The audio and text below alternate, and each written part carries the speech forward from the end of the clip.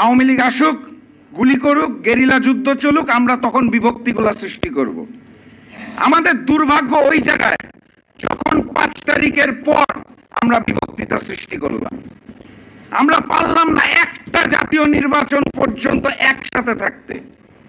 আগামী নির্বাচনটায় যদি আমরা সবাই অংশগ্রহণ করতাম আর ফ্যাসিস্ট শেখ হাসিনা ক্ষমতায় থাকতো, আমরা একসাথে জোটবদ্ধ হয়ে নির্বাচন করতাম না? অতীতে করি নাই? ফ্যাসিস্ট শেখ হাসিনা চলে যাওয়ার পর আমরা আলাদা হয়ে গেলাম, একটা ভ্যাকুয়াম ক্রিয়েট করে দিলাম।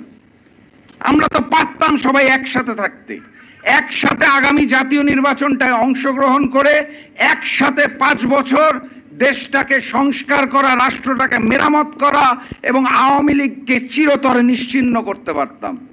আমরা পারতাম 5 বছর সবাই একসাথে ক্ষমতায় থেকে ভারতীয় আধিপত্যবাদকে নিশ্চিহ্ন করতে।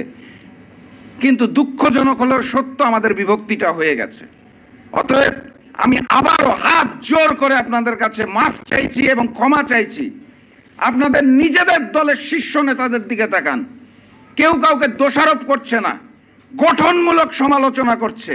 আপনারা উস্কে দিয়েন না আওয়ামী লীগের ওই চামচাদের মতো, যারা শেখ হাসিনাকে ফ্যাসিজমের জননী বানিয়েছিল, তাল দিয়ে ঢোলের মধ্যে বাড়ি দিতে দিতে দিতে দিতে উপরে তুলেছিল, তিনিও মজা পেতেন।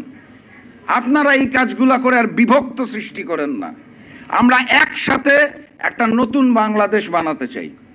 বিভিন্ন বিষয় নিয়ে আমাদের বিভিন্ন দলের মধ্যে বিভক্তি থাকবেই, আমি আবারও বলছি। কিন্তু 2টা বিষয়ে যদি কোনো দল, কোনো নেতা কম্প্রোমাইজ করে, তাহলে তাকে আগামীতে আসামির কাঠগড়ায় দাঁড়াতে হবে। প্রথমত, ওই গণহত্যাকারী শেখ হাসিনার বিচার এবং আওয়ামী লীগ নিষিদ্ধকরণে আমাদের সকলকে এক হতে হবে, এর কোনো বিকল্প নাই। দ্বিতীয়ত, ভারতীয় আধিপত্যবাদ এবং আগ্রাসনের বিরুদ্ধে তাদের ওই শক্তিকে চিরতরে নিষিদ্ধ করার জন্য, বাংলাদেশের স্বাধীনতা এবং সার্বভৌমত্বের জন্য আমাদের সবাইকে এক হতে হবে। ক্ষমতায় যাওয়ার লোভে আওয়ামী লীগের মতো দিল্লিকে যদি কোনো দল প্রভু মানে, ভবিষ্যতে তাকেও আসামির কাঠগড়ায় দাঁড়াতে হবে।